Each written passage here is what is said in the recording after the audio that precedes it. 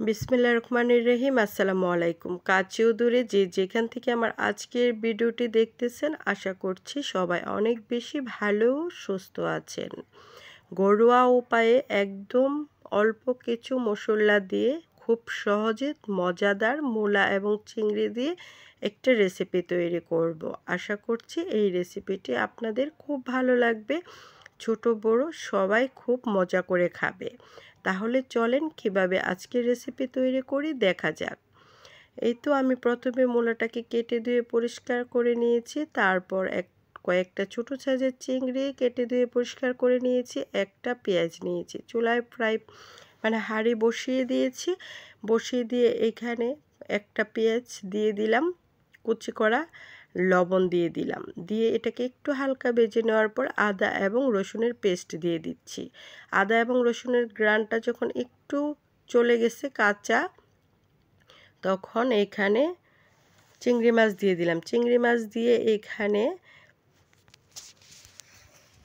আদা এবং এখানে মরিচ গুঁড়ো, হলুদ গুঁড়ো দিয়ে দিচ্ছি। তারপর এখানে দিয়ে দিলাম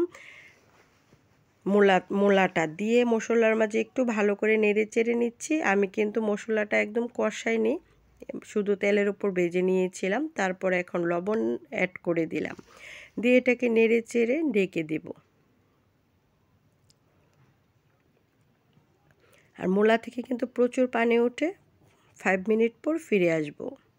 5 মিনিট পর ফিরে এসে দেখতেই পাচ্ছেন কতটা পানি উঠেছে। আর এই পানি থেকে মূলাটাকে সিদ্ধ করে নেব। এখন আর কোনো পানি অ্যাড করব না। তো ঢাকনা খুলে বারবারই একটু পরপর নেড়ে দিচ্ছি। এই তো আবারও ঢাকনা খুলে দিয়েছি। এখন যেহেতু মূলাটা কষানো হয়ে গেছে, তেলের উপর বেশি আসছে, এখানে হাফ কাপ পরিমাণ পানি দিয়ে দিচ্ছি। এটা আপনার তরকারির পরিমাণ অনুযায়ী বুঝে পানিটা ইউজ করবেন। তারপর এখন একটু ঢেকে দেব 5 মিনিটের জন্য। 5 মিনিট পর ঢাকনা খুলে দিয়েছি। আর এখন কোনো ঢাকনা ইউজ করব না। তো এখন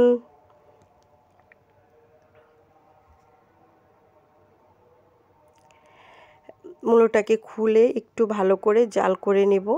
মূলাটা কিন্তু একদম সিদ্ধ হয়ে গেছে, দেখতেই পাচ্ছেন। এই যে আলাদা হয়ে গেছে। মূলা সিদ্ধ হতে অনেক বেশি সময় লাগে না, খুবই অল্প সময়ের মধ্যেই মূলা তরকারি কিন্তু হয়ে যায় ঝটপট। তো আমার এই ঝটপট রেসিপিটি আশা করছি আপনাদের খুব ভালো লাগবে। তারপর এখন দিয়ে দিলাম ধনিয়া পাতা।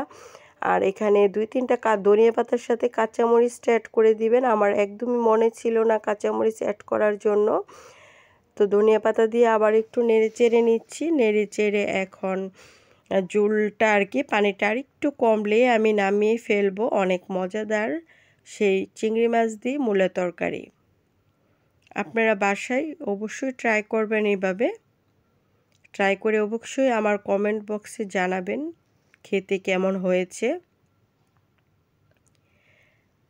তো আমার মূলা তরকারি কিন্তু আলহামদুলিল্লাহ তৈরি হয়ে গেছে। রেসিপি ভালো লাগলে অবশ্যই একটা লাইক আর কমেন্ট করবেন। আপনাদের লাইক আর কমেন্ট আমাকে নতুন ভিডিও বানাতে অনেক উৎসাহ করে। সবার জন্য অনেক অনেক দোয়া আর শুভকামনা রইল। আমার জন্য দোয়া করবেন। পরবর্তী রেসিপি নিয়ে আপনাদের সাথে আবার দেখা হবে। পরবর্তী রেসিপি দেখার আমন্ত্রণ জানিয়ে আজকের মতো এখানেই বিদায় নিচ্ছি। Thank you for watching. আল্লাহ হাফেজ।